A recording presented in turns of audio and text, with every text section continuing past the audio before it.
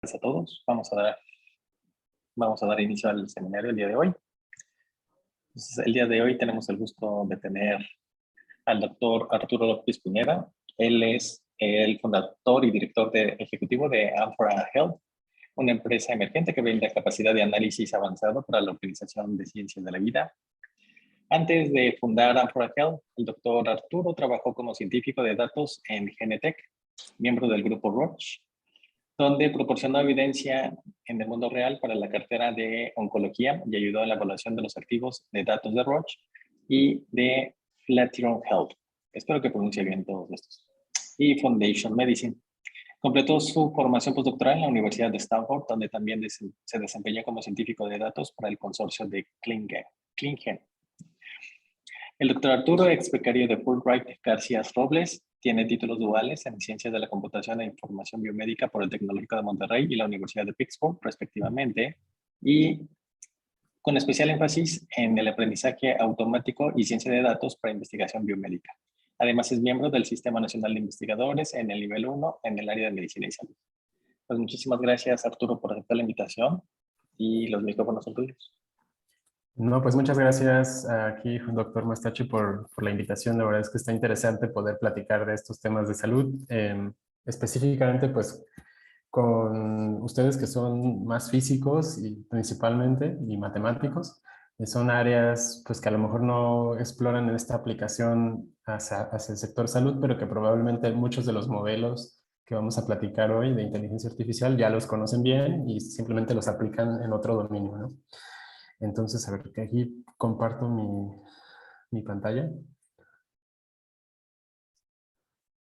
Ok, entonces hablaremos un poquito de inteligencia artificial aplicado al sector salud.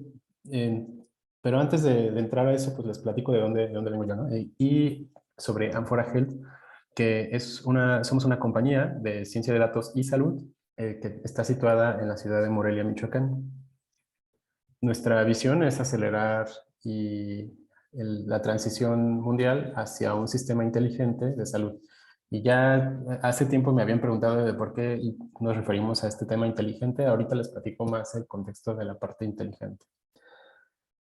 Bueno, en mi caso particular, ya aquí el doctor Mastache platicaba un poco sobre mi currículum. Yo estudié en el Tecnológico de Monterrey, en Morelia, en computación y sistemas inteligentes. Y en los Estados Unidos, el doctorado en informática biomédica, el postdoctorado lo hice en genética en la Universidad de Stanford y trabajé en esta compañía farmacéutica que se llama Genentech, que es parte del grupo Roche. Entonces, una farmacéutica que se enfoca a moléculas de alto costo, difíciles de elaborar, ¿no? Por ejemplo, en el sector oncológico, ¿no? O sea, para cáncer. Son moléculas que tardan muchos años en investigación y que definitivamente se necesitan muchos datos para poder hacer este tipo de análisis. Y bueno, ya más recientemente la fundación de Amphora Health. Entonces, cuando hablábamos de inteligencia artificial, que es a lo que queremos apostarle en Amphora Health, convertir al sistema de salud en un sistema inteligente, pues hablamos, hay que definir primero a qué nos referimos con inteligencia y artificial. Pues normalmente hay muchas definiciones y esta es parte de una constante, o sea, siempre es una fuente pues de estar discutiendo sobre la inteligencia, sobre qué es inteligente. Entonces, normalmente lo que se define son estas áreas que define la Asociación de Computación de los Estados Unidos, que define, bueno, un sistema para que sea considerado inteligente tiene que poder hacer estas cosas, que sería como una especie de eh, áreas en las que se supone que los humanos podemos hacerlo muy bien, ¿no? Podemos buscar cosas efectivamente, aunque ya hay ahora pues buscadores muy ágiles que buscan en una velocidad increíble, ¿no? Aquí Google, que sería el mejor ejemplo, pero bueno, ese fue el que terminó monopolizando el tema de búsquedas. Que podamos hacer manipulación de objetos robóticos y que estos objetos robóticos se puedan mover de una forma más o menos natural, eso también es inteligencia.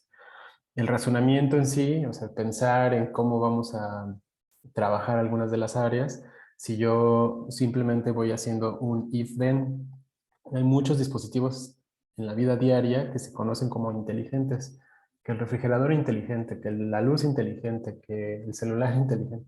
Entonces, no es suficiente si tenemos un if-then. Si esto ocurre, entonces esto es la acción que vas a ocurrir, para decir que algo está razonando. Razonamiento implica considerar el conocimiento actual y las condiciones del entorno para poder tomar una nueva decisión, que es ligeramente diferente al aprendizaje. Casi seguramente la mayoría de ustedes han escuchado del machine learning o el aprendizaje automático, que es esta pequeña área de la inteligencia artificial, pero que sin embargo se usa como las grandes aplicaciones modernas, se usan todo sobre machine learning. También tenemos el área de lenguaje natural, donde el contenido que nosotros hablamos como humanos y que tenemos una cierta lógica, gramática, sintaxis, en un idioma, en español, en inglés, en maya, en lenguaje computacional, en lenguaje médico. Entonces, este tipo de procesamiento también requiere un nivel de entendimiento de los contextos, del contenido, etc.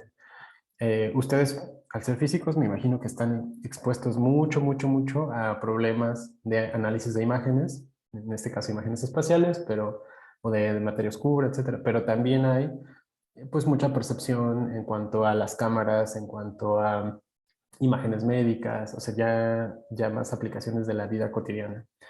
En el tema de planeación, pues hay temas como optimización, hay temas como de búsqueda de rutas, la ruta más corta, la ruta más larga, y finalmente el área de multiagentes, que se pueda considerar este algoritmo como un agente individual y que haya múltiples agentes que colaboren, que compitan, que evolucionen, que vayan naciendo y muriendo, ¿no? Entonces, todas estas características muy humanas no están todavía en la vida cotidiana 100% siendo inteligentes. Entonces, por ejemplo, si pensamos en las películas de ciencia ficción, pues muchos de estos temas ya están resueltos, ¿no? En la ciencia ficción. Sin embargo, los algoritmos actuales todavía sufren para tener algunos de estos que ser mejores que los humanos. Por ejemplo, el lenguaje natural es súper importante para nosotros poder comunicarnos bien en cualquier idioma. Bueno, o sea, ese sería un objetivo de algún algoritmo inteligente que pudiera hacer una traducción automática en tiempo real. Todavía no estamos ahí, ¿no? En temas de percepción, parece ser que es lo que va avanzando más rápidamente, sobre todo a raíz del surgimiento de Facebook, donde todo el mundo empezamos a etiquetar nuestras fotografías. No, pues aquí estoy comiéndome una hamburguesa, aquí estoy haciendo ejercicio, aquí estoy con mis amigos. Entonces, eso le dimos muchos datos de entrenamiento a los algoritmos. Los famosos CAPTCHA también son parte de eso.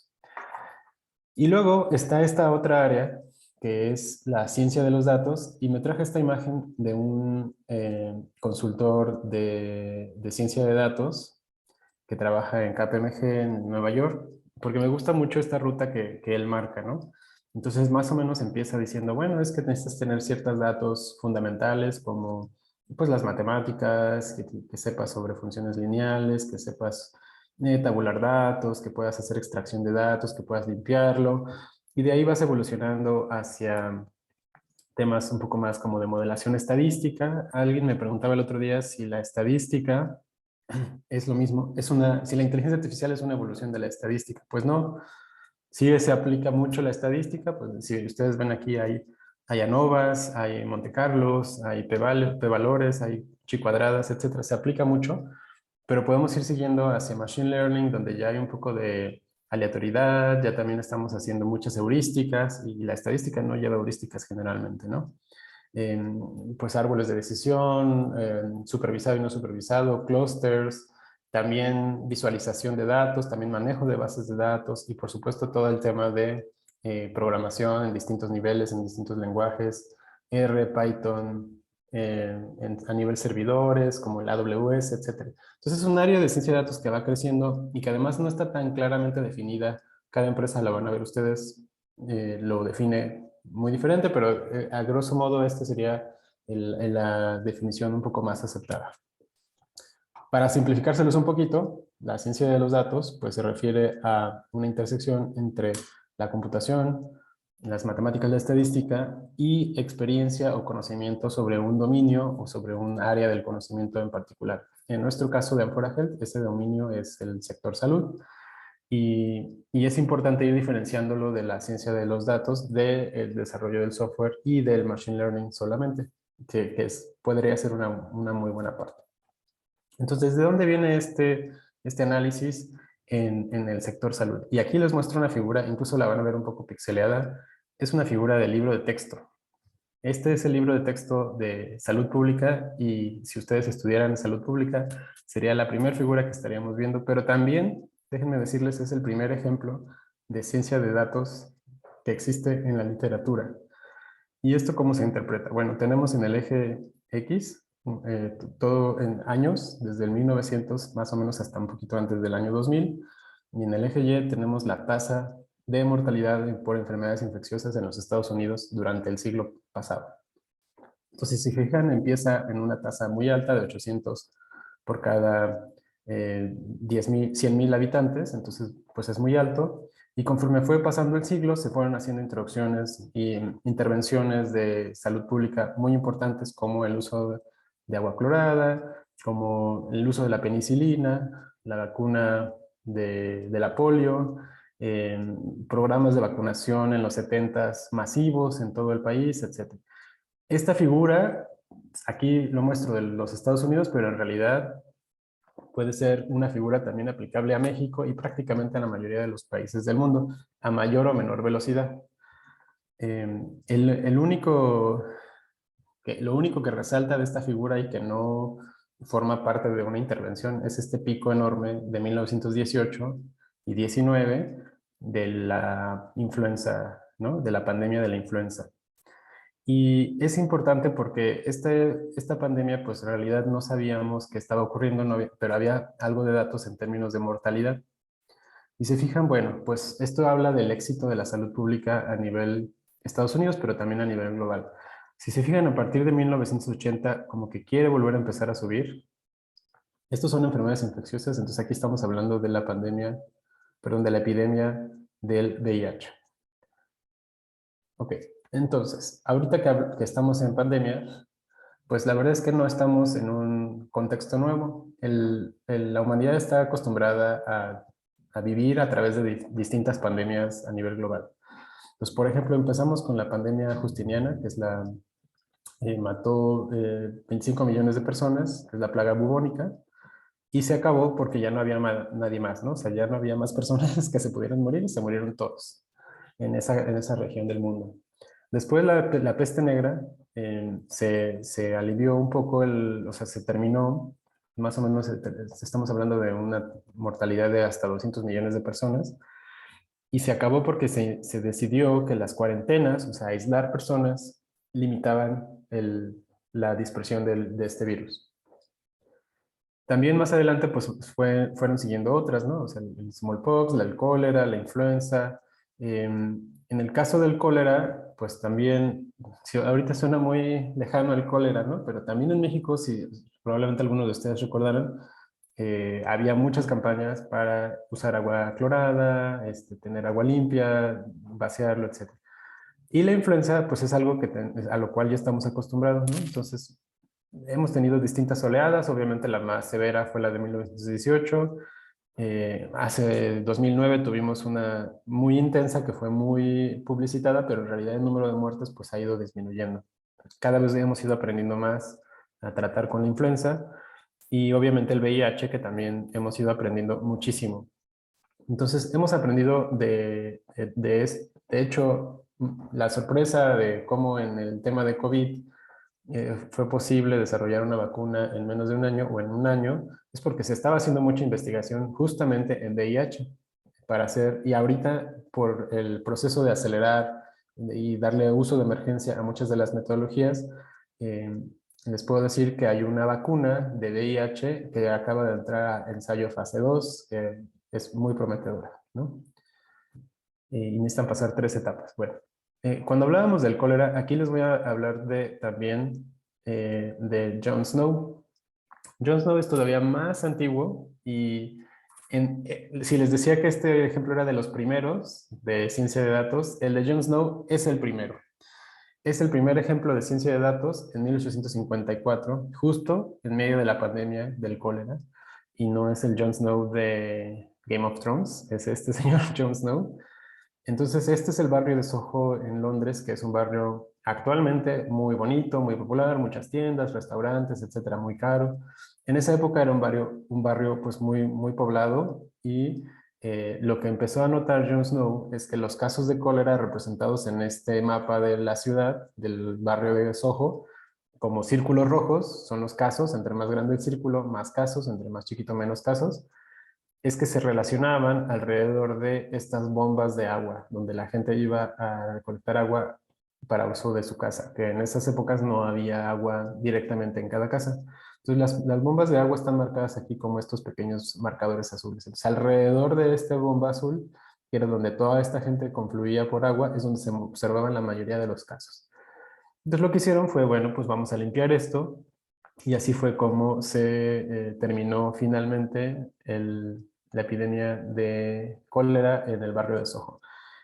También esto se ha mapeado en ArcGIS, entonces está súper interesante cómo lo van haciendo ahí a nivel de geoinformática. Otros ejemplos, y por lo tanto, por este mapa a Jon Snow se le conoce como el padre de la ciencia de los datos.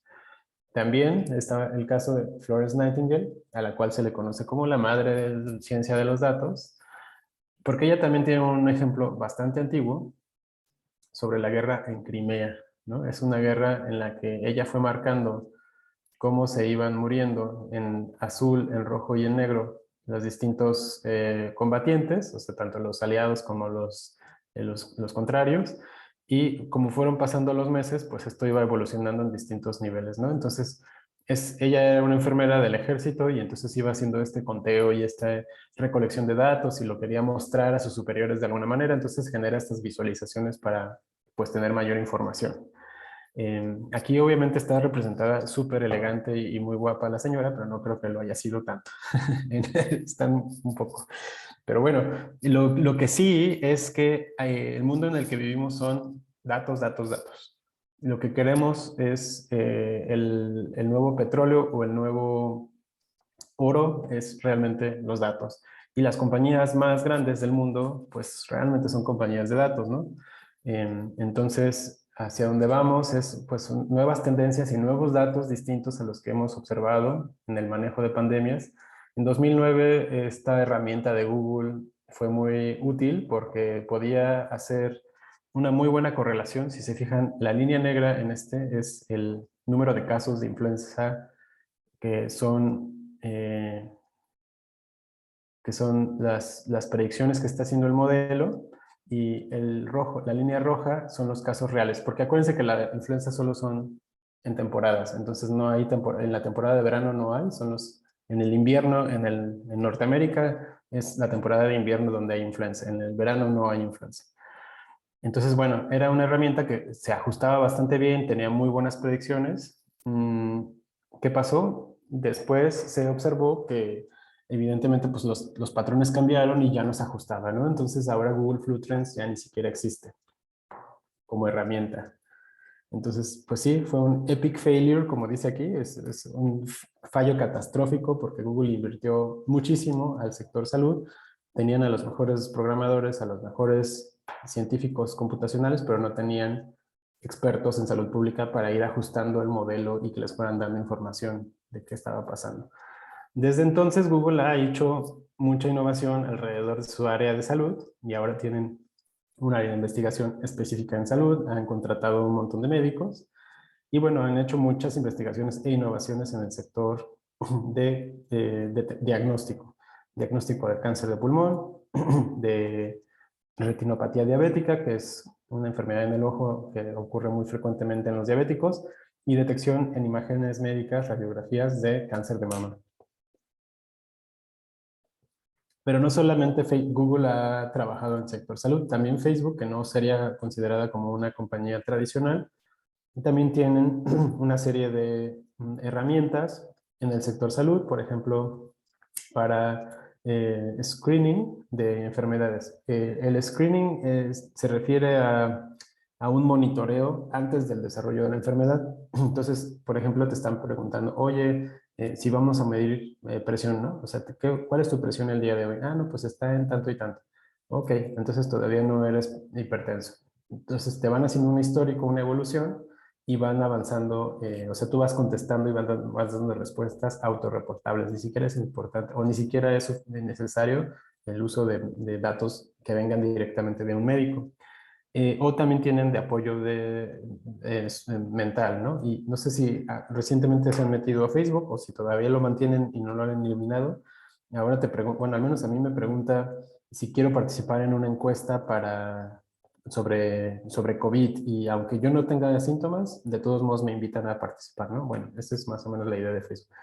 Apple ha desarrollado también sus propias plataformas de monitoreo de enfermedades cardíacas y expediente clínico electrónico. En el caso de este monitor de enfermedades cardíacas, pues es un sensor que va observando el flujo de las células rojas en la sangre. O sea, cuando se lo ponen en la muñeca, es suficiente la luz que tiene el sensor para hacer el conteo y la velocidad de los glóbulos rojos. Entonces, con eso identifica tu ritmo cardíaco. Y de hecho, este monitor es el primero aprobado oficialmente por la FDA, que sería el equivalente en México de la COFEPRIS, esta agencia reguladora contra riesgos sanitarios, y es el primer dispositivo aprobado para detección de enfermedades cardíacas, ¿no? Y ahorita ya hay muchísimos más.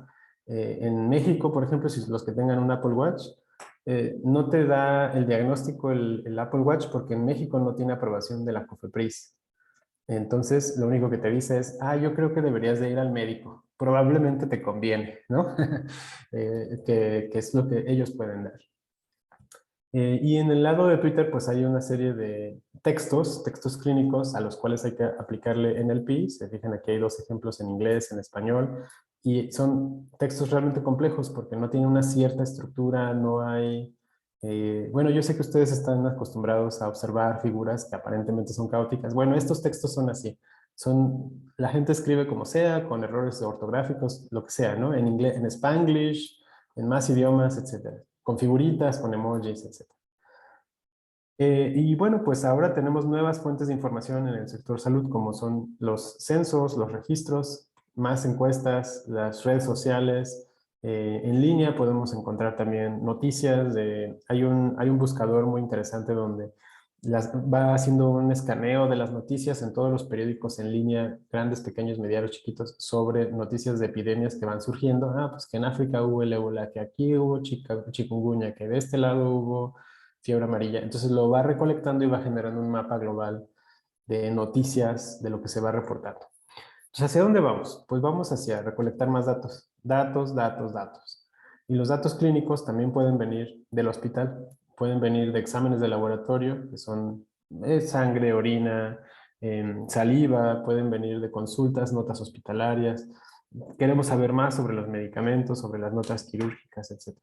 Incluso podemos meterle mayor tecnología y tener identificado cada uno de los elementos de un hospital con un sistema de radiofrecuencia para saber que a lo mejor el médico 1 ya tiene asignado 3 pacientes en su ronda y esa ronda involucra que el siguiente paciente al que tiene que ver ya se le va a acabar el fluido de tal cosa, y entonces viene la enfermera, y todo eso se tiene que hacer en un sistema que vaya evolucionando poco a poco y que le vaya dando este seguimiento.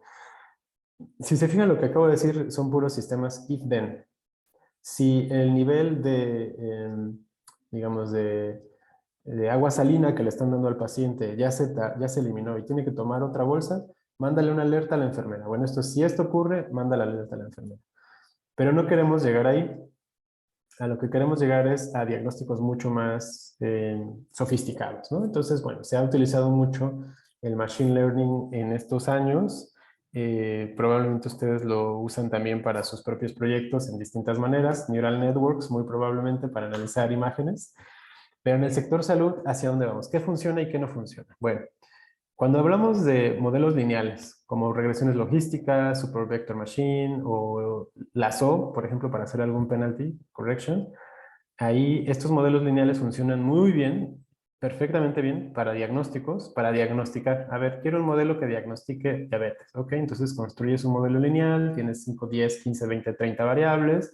Esas variables se generan en la clínica y entonces yo puedo diagnosticar un paciente diabético con glucosa, con edad, con sexo, con con ubicación geográfica, con sus niveles, si fuma, si no fuma, etc. Son datos clínicos. También puedo usar datos genómicos. Ah, pues tiene este biomarcador en el gen P53 o tiene este biomarcador en el gen ApoI. Ok, son posiciones específicas, mutaciones específicas en su genoma que me ayudan a hacer un diagnóstico. Esto funciona excelentemente bien. Son modelos muy rápidos. No es necesario, bueno, sí se puede comparar, digamos, con redes neuronales, que es mi siguiente bloque aquí. Pero en realidad, cuando hablamos de Big Data, los que trabajan con Big Data, yo siempre digo que son los físicos, porque probablemente ustedes saben bien que, o sea, cuando están observando el universo o cualquier instrumento así del espacio, pues les llegan millones y millones de datos y además les llega en el tiempo, todo el tiempo, constantemente. Si lo ponen, por ejemplo, cada hora, pues tiene una medición cada hora, ¿no? El mismo instrumento siempre.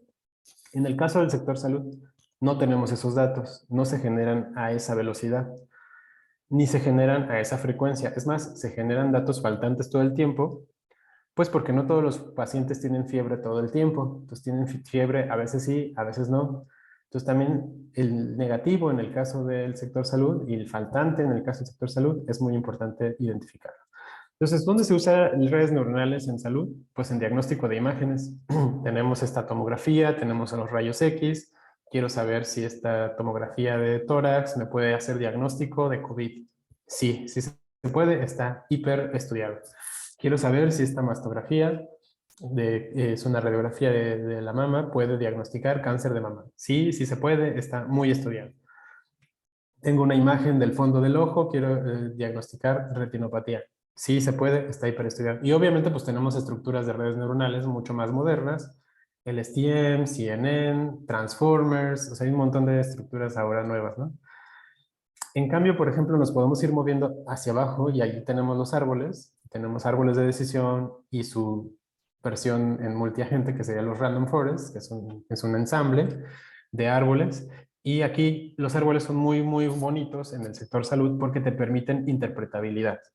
En el caso del sector salud, no es suficiente tener un modelo muy confiable, que sea 98% certero, 99% certero.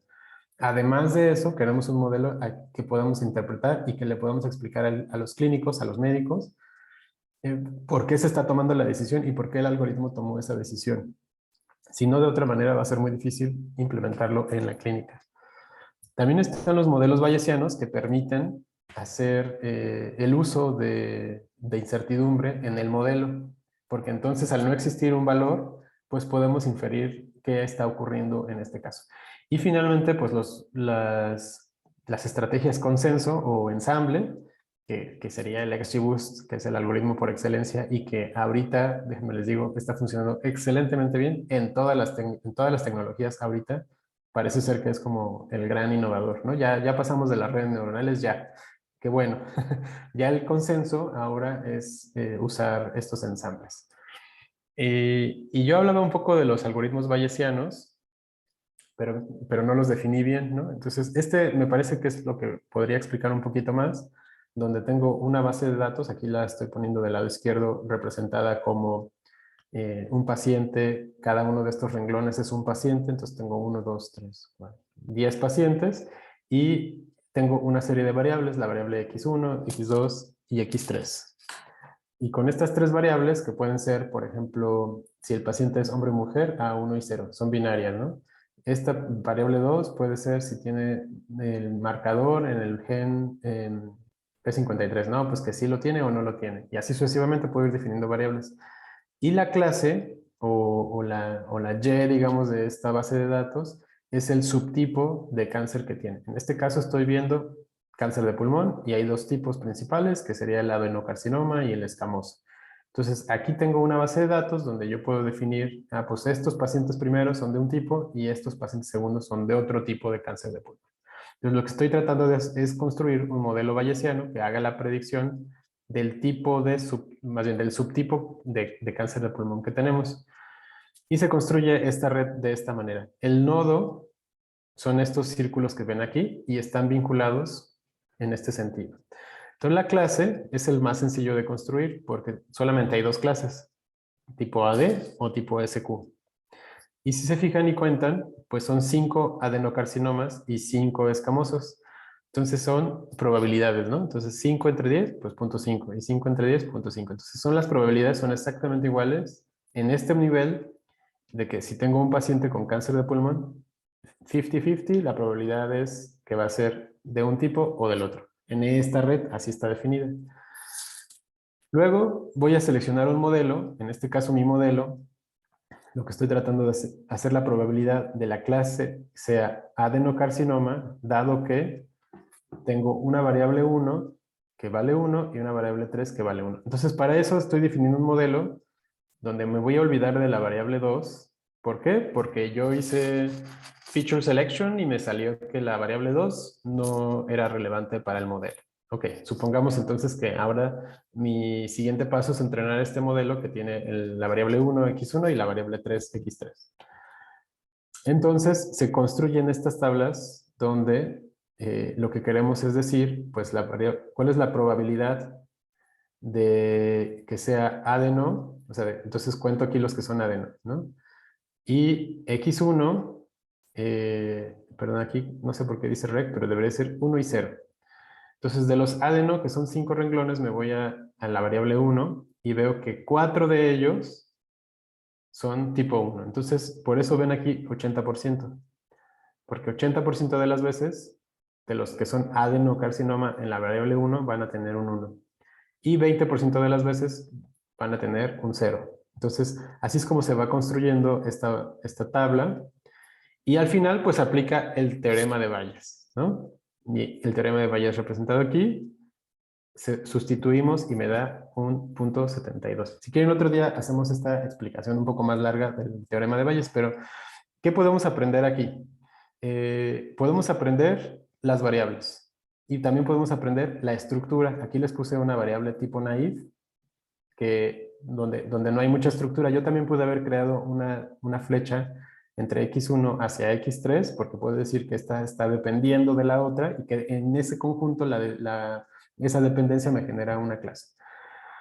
Estas son las más sencillas y para efectos prácticos funcionan tan bien como las regresiones lineales y probablemente mejor en muchos casos que las redes neuronales, ¿no? Porque además son muy rápidas de construir. Este me lo voy a saltar. Y más bien les voy a poner aquí un ejemplo donde está una red bayesiana mucho más compleja que lo que les venía mencionando. Aquí lo que queremos predecir es la influenza y entonces pues vamos y contamos cuántos de mis pacientes tienen influenza y cuántos no. Entonces pues decimos a priori, o sea, cualquier paciente que entra a la sala de emergencias de este hospital, a priori tiene 98% probabilidad de no tener influenza. O sea, es muy baja la probabilidad. Y 2% de sí tener influenza, es muy baja. En una temporada normal de invierno de influenza. Ok. Y tengo una serie de variables que yo fui construyendo y que detrás de estas cajas son estos círculos que mencionábamos y que tienen todas las matrices de variables. La construcción de esta red, la selección de las variables las hizo un clínico, un panel de médicos, que había epidemiólogos, infectólogos, urgenciólogos, etcétera. Un panel de médicos seleccionaron las variables. El algoritmo seleccionó las conexiones que ven aquí, por eso se ve tan complejo, y hizo la cuenta de todas estas funciones. Entonces, conforme yo voy diciendo, ¿sabes qué? En fiebre, voy a seleccionar que la evidencia es que el paciente sí tiene fiebre, inmediatamente mi probabilidad de influenza subió de 2% a 15%. Bueno, si yo digo que el paciente no tiene fiebre, inmediatamente la probabilidad de influenza es 0. Es decir, si yo no tengo fiebre, no puedo ser influenza. Es otra cosa, otra enfermedad respiratoria, pero no es influenza. Y lo mismo ocurre cuando yo me voy a hacer el cálculo para tos. Si sí tiene tos, pues sube un poco la probabilidad de que sea influenza, puede ser otra cosa, pero si no tienes tos, no es influenza. ¿Okay? Puede ser otra enfermedad respiratoria, síndrome de Hay, una alergia, cualquier cosa. Bueno, ahora ya puede ser COVID. Este modelo estaba construido pre-COVID, ¿no? Se construyó en la epidemia de la influenza, por eso estaba enfocado así. De hecho, todavía funcionaba antes de la pandemia, todavía funcionaba en el hospital de Pittsburgh. Y bueno, ¿qué otra cosa podemos tener? Pues una enfermera que está en la sala de urgencias con un CAU o Computer on Wheels. Así se llaman, ¿no? CAU. Entonces la enfermera está ahí en la sala de emergencias, el paciente va llegando y le dice, a ver, ¿qué siente? ¿Tiene fiebre? No, pues que sí. Y lo va metiendo al sistema, el sistema en el background va haciendo estos cálculos y le va diciendo a la enfermera, ¿sabes qué? Este paciente ya no le hagas más preguntas, mándalo directamente al laboratorio. Allá, empieza a dar el medicamento de influenza, que en este caso era el Tamiflu, para que ya le empiece a hacer efecto y conforme avance en el trayecto del hospital, pues sabremos si sí tenía o no tenía. La verdad es que el modelo era muy preciso y siempre tenía. Eh, ¿Qué ocurrió ahora con COVID? Pues que no sabíamos, ¿no? O sea, porque no hay un tratamiento específico, no había un tratamiento, bueno, de hecho, todavía no hay un tratamiento específico de COVID, por lo tanto, no es tan sencillo hacer un diagnóstico, o sea, se puede hacer el diagnóstico de COVID, pero no hay un tratamiento. Entonces, ahorita lo que se está evolucionando más es sobre sistemas, pues, de telemedicina, que vimos que crecieron exponencialmente. De hecho, ustedes que están en Chiapas deben sentirse muy orgullosos porque Chiapas es el líder nacional en telemedicina justamente por la separación de las comunidades, ¿no? Que no hay muy buenos caminos, entonces, o no había buenos caminos, que creo que ahora sí están súper bien, eh, y fueron desarrollando muchos sistemas de telemedicina para atención, especialmente de especialistas de forma remota. Una parte los del sistema satelital mexicano está diseñada solamente para sistemas de telemedicina. También hay telemedicina robótica, donde se usan estos robots de microprecisión que se llaman Da Vinci. Más o menos, no, ni siquiera tiene que estar lejos, ¿no? O sea, realmente nada más están ahí a un lado los cirujanos y van haciendo la operación para hacer una precisión muy importante. Cuando hablamos de otro tipo de algoritmos, por ejemplo, árboles de decisión, que probablemente no se usan tanto en bueno, no sé, ojalá que sí. Los árboles de decisión también a mí me gustan mucho en particular porque se vuelven muy sencillos, son súper poderosos cuando se usan en el formato de ensamble como Random Forest y particularmente se pueden explicar muy bien, ¿no? Entonces, por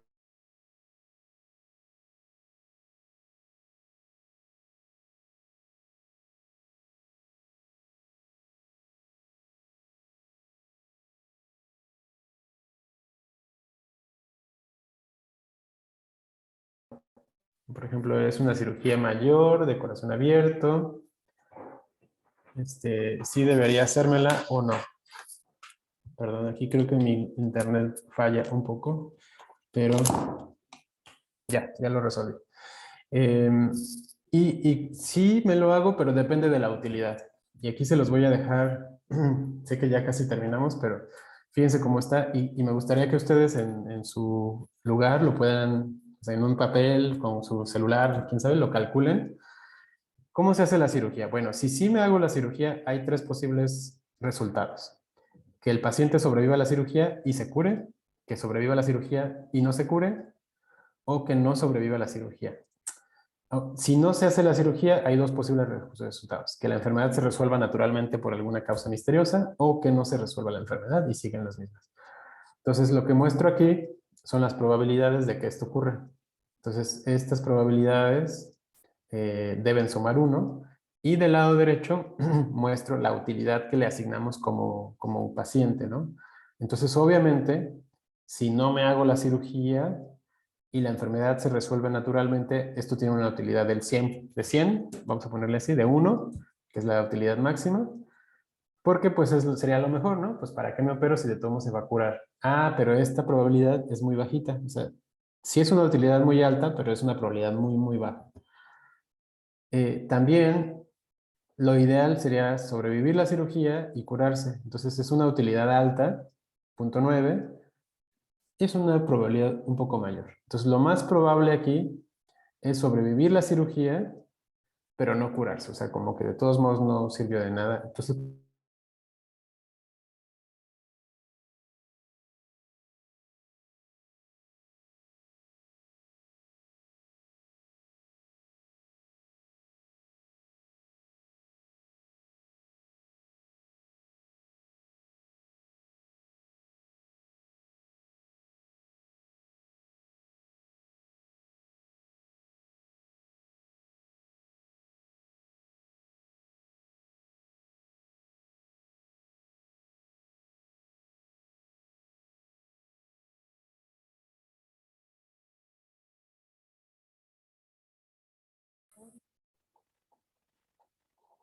Hola.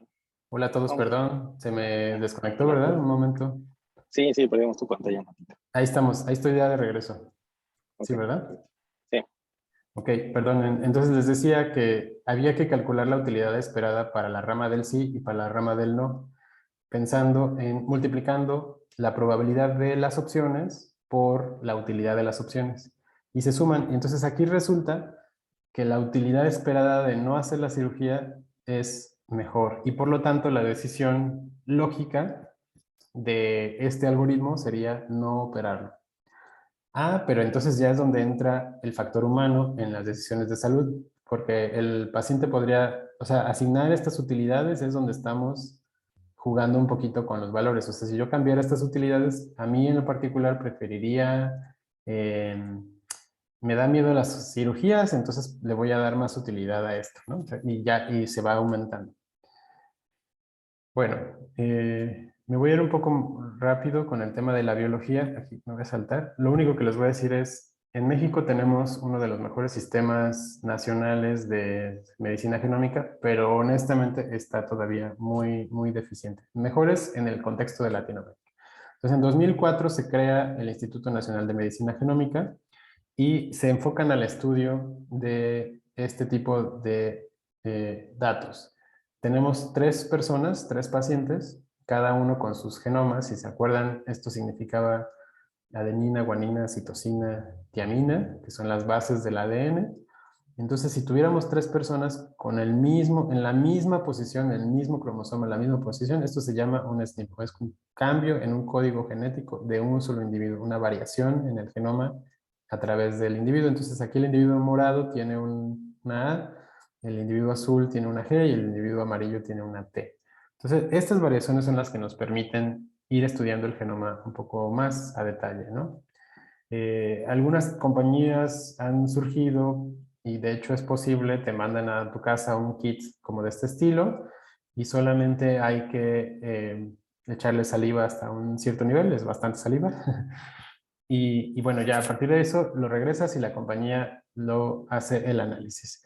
Un primer análisis que empezaron a hacer estas compañías son los análisis de ancestría genética, donde querían saber componentes de variación de una persona. Entonces, por ejemplo, este individuo aquí, que aparentemente se ve como un afroamericano, en realidad tiene un 60% de europeo. Perdón, en la versión 2 decía que tenía un 50% de europeo. Entonces, cuando estamos haciendo un ensayo clínico y dicen, ah, es que esta molécula no funcionó, pues es que nunca se probó, solo se probó en europeos. Y había unos medicamentos para enfermedades cardíacas y metabólicas que estaban diseñados específicamente para la comunidad afroamericana en los Estados Unidos. Entonces, esto no le funcionaba a esta persona. Entonces, si yo voy a tomar un medicamento y no fue diseñado para mi grupo étnico, pues muy probablemente o no me funciona o va a funcionar mal.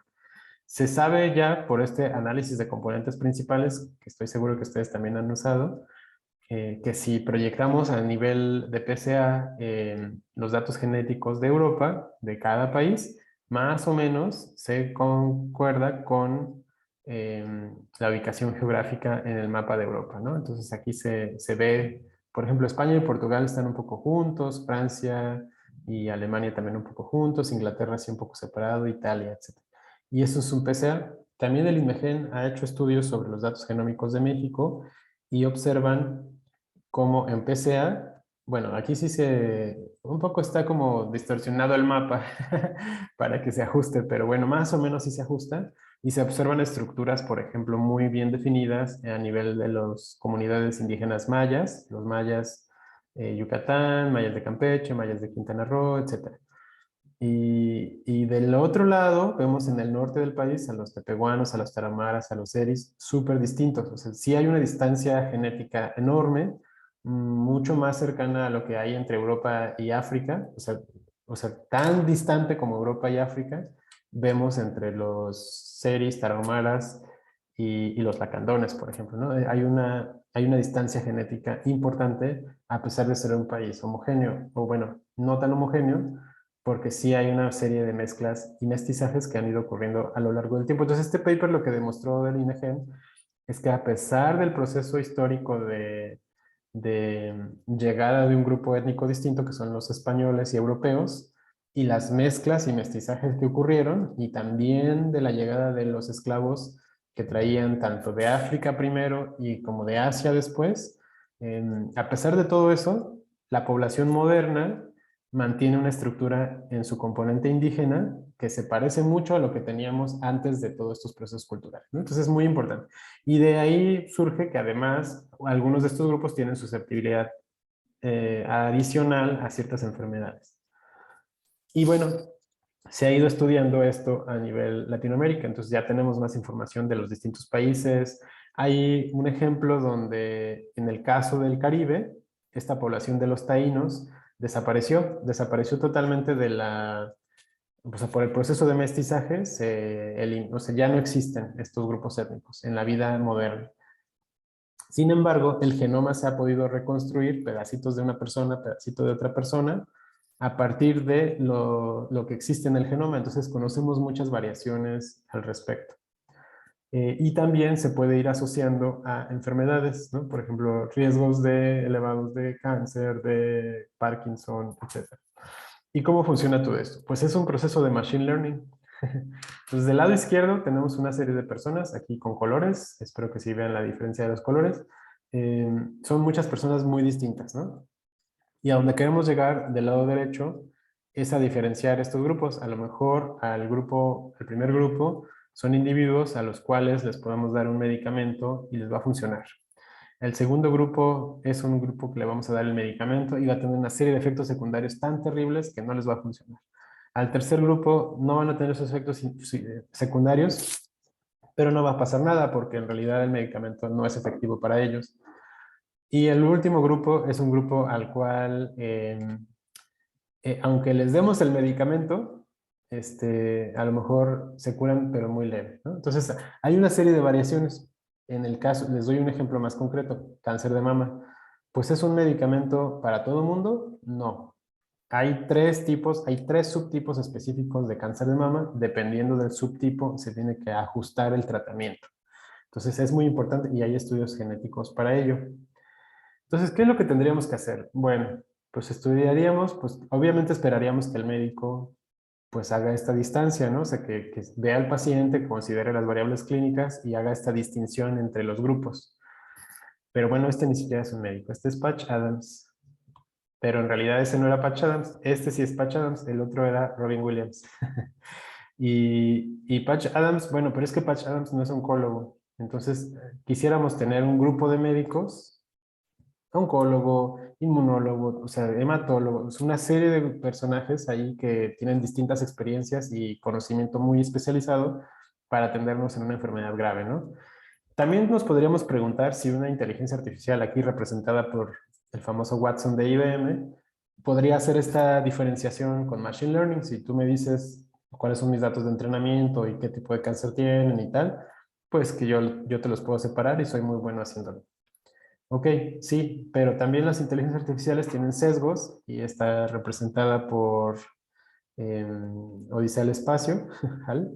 Y los sesgos, ¿cuáles son? Pues es que hemos observado que cuando ustedes buscaban en Google la palabra idiota, salía Donald Trump, ¿no? De hecho, se quejaba Donald Trump de esta situación. Cuando ustedes buscan la palabra exitoso, salen hombres blancos. Cuando buscan la palabra criminal, salen hombres negros. Y así sucesivamente. Entonces, una serie de sesgos a los cuales hay que irlos ajustando. Los algoritmos aprenden lo que observan. Entonces, pues hay que irlos ajustando dependiendo del dominio. Y finalmente, bueno, a lo que queremos llegar en esta área es a una conjunción donde la inteligencia artificial y estos modelos de machine learning, sumados a las capacidades técnicas y emocionales y humanas de los médicos, puedan dar una solución mucho más completa que lo que ofrecería un solo médico o un solo individuo. Ya para finalizar, les platico un poquito de este proyecto que estamos desarrollando acá en Morelia, en una colaboración nosotros como compañía privada, Amphora Health, junto con dos universidades, bueno, tres universidades, la Universidad Michoacana, la Universidad Nacional Autónoma de México, el IMSS como institución clínica y la Universidad de Stanford, donde estamos tomando datos clínicos del IMSS, los pasamos por procesos de lenguaje natural y anonimización. Construimos modelos, estamos construyendo modelos de aprendizaje automático para tratar de hacer predicciones de complicaciones diabéticas a los siguientes 12 meses del paciente. Entonces, si el paciente al día de hoy va a una clínica o unidad de medicina familiar, por ejemplo en Michoacán, y se van metiendo sus datos, que el algoritmo le diga a ese médico del IMSS, sabes que este paciente dentro de un año va a volver con un pie diabético, se lo vas a tener que amputar, va a volver con una neuropatía, le vas a tener que hacer, va a volver con una nefropatía, hay que dializarlo. Entonces son los pacientes más caros del IMSS por el consumo de recursos.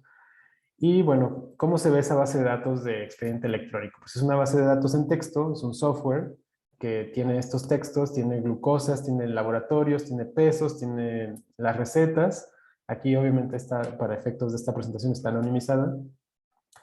Y a lo que queremos es ver cómo están estos pacientes, ¿no? Por ejemplo, solo en Michoacán estamos hablando de 60,000 pacientes diabéticos, y este paciente diabético ha tenido 26 visitas en este lapso de tiempo que vemos aquí. Entonces, si se fijan, no estamos hablando de Big Data como lo que ustedes están acostumbrados, pero en el sector salud es una cantidad de datos muy importante, ¿no?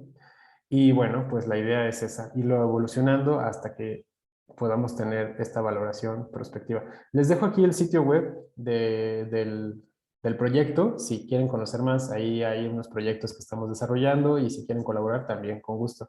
También les puedo decir que nosotros en Amphora pues también tenemos varios otros proyectos de los cuales a veces no es tan sencillo hablar públicamente, pero tenemos vacantes, o vamos a estar lanzando algunas vacantes de científicos de datos, de ingenieros de datos, para que estén al pendiente y puedan aplicar. La verdad es que nosotros, aunque no tengan la experiencia previa en el sector salud, si saben analizar los datos, si tienen capacidad de limpiar datos, procesarlos, experimentar con ellos y generar hipótesis, pues es lo que estamos buscando.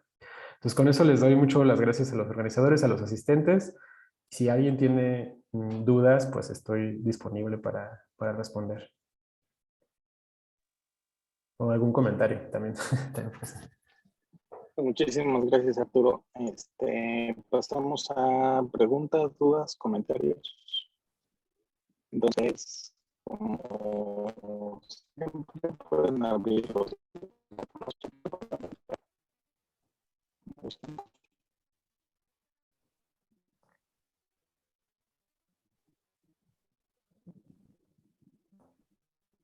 Y no te entendí bien, Jorge. No sé si me puedes repetir. Perdón. No, digo que abro a preguntas y comentarios.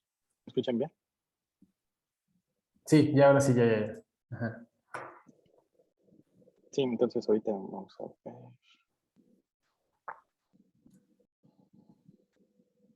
Bueno, Brandon Márquez dice que muy buena la innovación de Machine Learning. Gracias, Brandon. Sí, Machine Learning ahorita es lo que más se utiliza, ¿no? En casi todas las industrias. En la ciencia en general, en finanzas, en todos lados se usa Machine Learning porque te permite utilizar los datos históricos para hacer una predicción futura, detectar un caso similar. Algunos ejemplos donde esto no funciona. Por ejemplo, en COVID-19 no funcionó. ¿Por qué? Porque nunca habíamos visto, o sea, no teníamos datos históricos de COVID para entrenar un modelo y hacer detección. Entonces, cuando nos enfrentamos a una nueva pandemia, a una nueva enfermedad de la cual no conocemos, pues el modelo no va a hacer una predicción buena porque nunca vio esos datos, ¿no?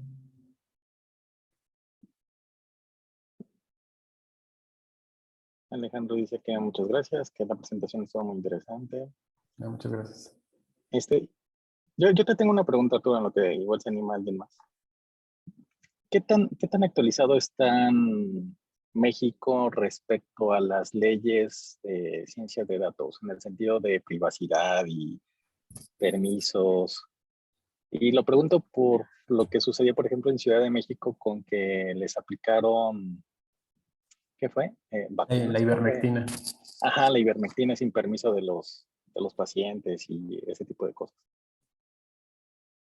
Sí, yo creo que el marco regulatorio es muy bueno.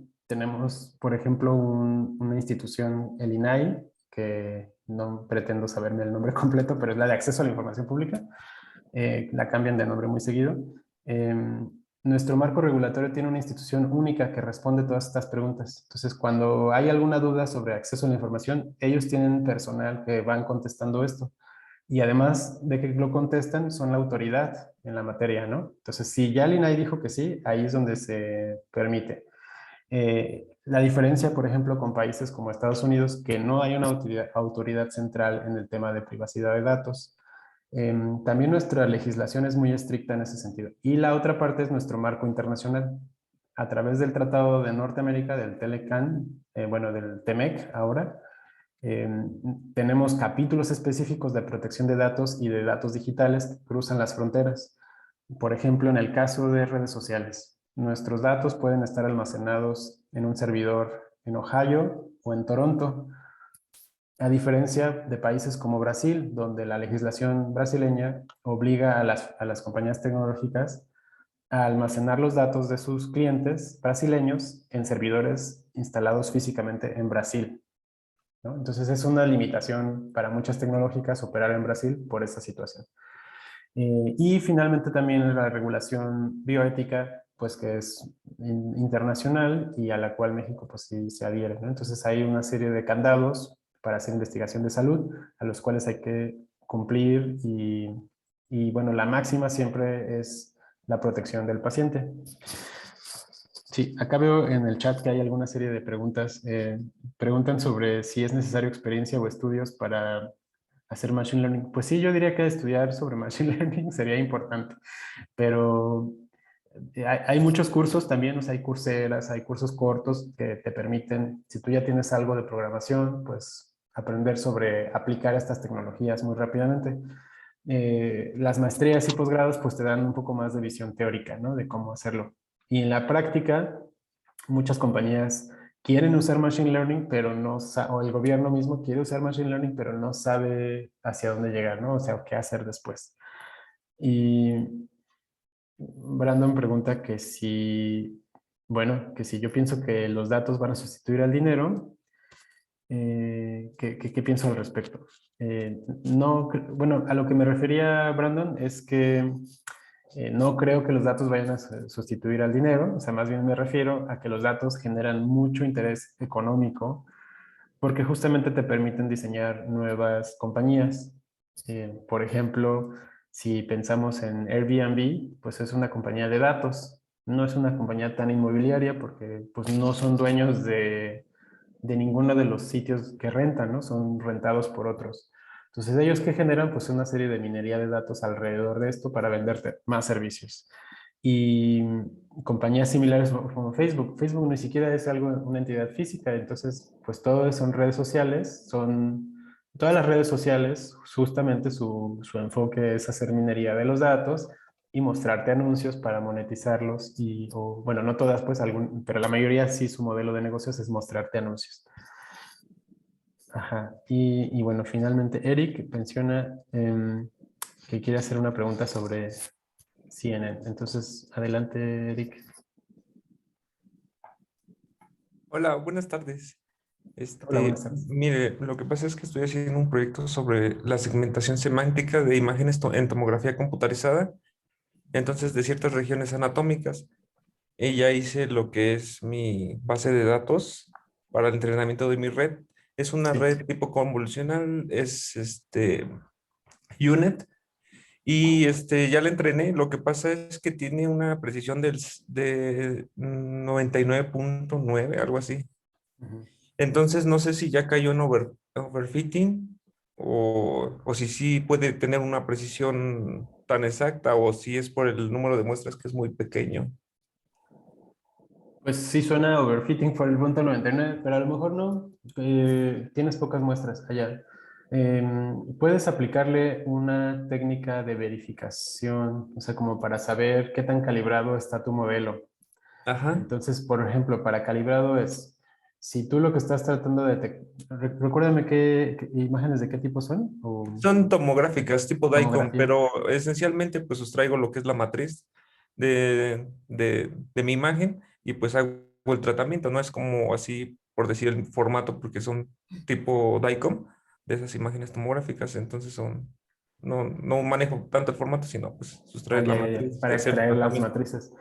Sí, puede ser que el modelo sea muy bueno, porque honestamente sí son muy buenas para analizar imágenes. Entonces, si hay, lo que también podrías hacer es aplicar tu modelo a otra base de datos completamente distinta y ver ahí cómo. Hay una que se llama ChestXNet, que son imágenes de radiografía. No son necesariamente DICOM. Eh, Probablemente tendrías que buscar alguna base de datos pública que son raras en el sector salud, pero bueno, seguramente hay alguna que otra DICOM que puedas aplicar el modelo y ver si tiene la misma nivel de certeza. Si sí, pues entonces no está overfitting. Si no, pues tienes que regresar un poco como para quitarle variables o ajustar las variables, ¿no? Ah, ok, También mira, puedes ver la ajá. curva de entrenamiento contra la de validación. Cuando vas entrenando, ves el accuracy y cuando vas validando con tu test holdout, lo ves y si hay una separación, entonces está sobreentrenado. Ah, ok, y sí, una vez era lo que iba, ya que pues después de, no me acuerdo cuántos lotes, ya ve que se tiene que poner un lote para que se entrene. No me acuerdo, ya no hay cambio, pues, y no están tan separados. Ok, si van más o menos en la misma tendencia, entonces no, Ajá, no está sí, tan, o sea, no podrías pensar en sobreentrenamiento. Es una forma de validar que no. Y si tienes pocos, mira, por ejemplo, hay ejemplos, hay bases de datos sencillas, ¿no? Que seguramente ustedes han escuchado como la de Iris, que es la clásica que se usa en las tareas. ¿Por qué? Porque es muy sencilla. Casi cualquier modelo va a poder separar ese ejemplo. Entonces, a lo mejor el problema que tú tienes de extraer la matriz, este problema no era tan complejo y le metiste un Convolutional Neural Network con una cosa muy sofisticada y a lo mejor lo hizo bien. ah, ok. Otra posibilidad es que uses un modelo mucho más sencillo y veas si el modelo sencillo llega a lo mismo, bueno, entonces ya no hay nada que hacer, ¿no? Está bien. Ah, ok, perfecto. Sí, porque supuestamente UNet puede segmentar imágenes. Bueno, el entrenamiento es con pocas imágenes, no Ujú. se requiere tantas imágenes, Entonces es muy porque, probable que el método lo esté ah, haciendo muy bien y pues sí, que no esté sobreentrenado, simplemente es buen método.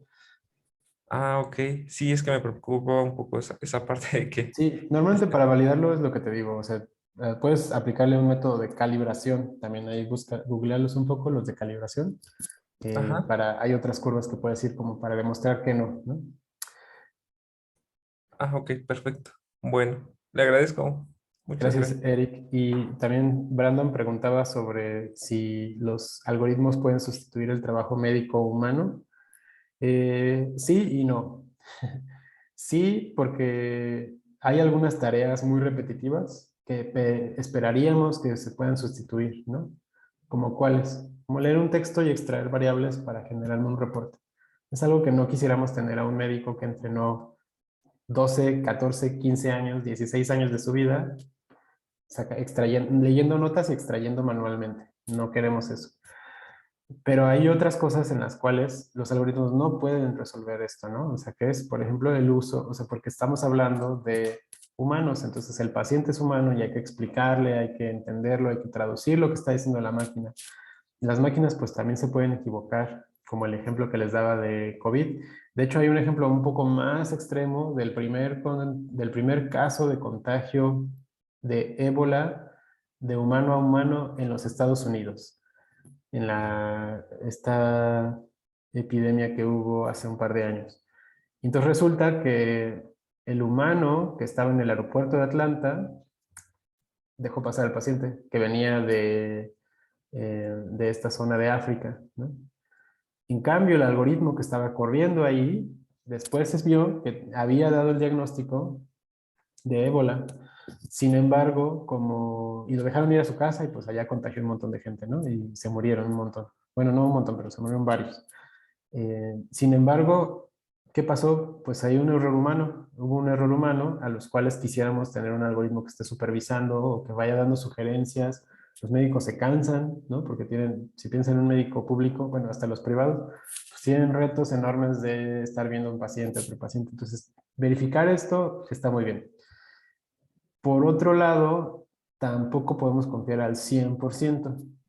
O sea, cuando tienes un sistema donde el modelo siempre te da bien la respuesta, pero si a veces se equivoca el modelo, pues no necesariamente. La explicación más lógica, que es lo que podrían concluir los algoritmos, no necesariamente es la mejor opción para el paciente. Porque a lo mejor el paciente tiene que viajar de muy lejos o a lo mejor ese procedimiento le ocasiona que tenga que tener cierto dispositivo en su casa que no puede comprar, o a lo mejor el algoritmo receta un medicamento súper interesante que le va a ayudar a ese paciente. Ah, pero ese medicamento no está disponible en el sistema de salud o ya se acabó, etcétera. Entonces tiene que ser un modelo muy flexible que permita dar múltiples soluciones y que esté en el contexto humano. Entonces yo no creo que vayan a sustituirlo.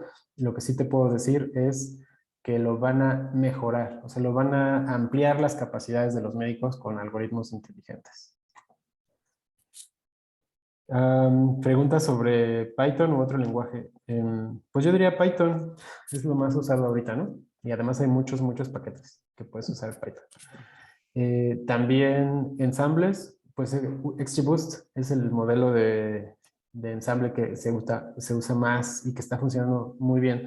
Pero en los modelos de ensambles, por ejemplo, uno muy común también es el de Random Forest. El Random Forest es un ensamble de árboles de distintas características potencialmente. Cada árbol hace su propio cálculo y da una respuesta. Y el ensamble lo que hace es pues una votación. Entonces votan todos los árboles y al final el ensamble decide, la mayoría de los árboles dijo esto debe ser la clasificación. Entonces es un ejemplo muy sencillo. Hay ensambles mucho más sofisticados que no hay para los cuales no hay paquetería, entonces hay que irlos construyendo manualmente. Entonces, pues a mí me gustan mucho los árboles, pero a lo mejor también me gustan los bayesianos, pues construyo un ensamble de modelos bayesianos y árboles y redes neuronales y logísticos y de todo, y entre todos les voy asignando un peso. Entonces, pues es más o menos la votación de los ensambles, ¿no? Ok, pues creo que con eso terminamos las preguntas y pues muchísimas gracias, Arturo, estuvo muy interesante. Y tenemos Gracias, llegar también gracias. tu diplomita de participación. Muchas gracias. Pues gracias por escuchar y quedo disponible ahí en nuestra página web amforahealth.com si quieren conocer más sobre la compañía y estar al pendiente de las vacantes que vayamos posteando. Nos encantará saber de ustedes y bueno, también tenemos un coloquio de investigación que es cada 3 semanas y es sobre temas de inteligencia artificial y salud, a los cuales también están invitados. Pues muchísimas gracias. Gracias, que estén muy bien. Y bueno, con esto hemos concluido el seminario. Muchas gracias, hasta luego a todos.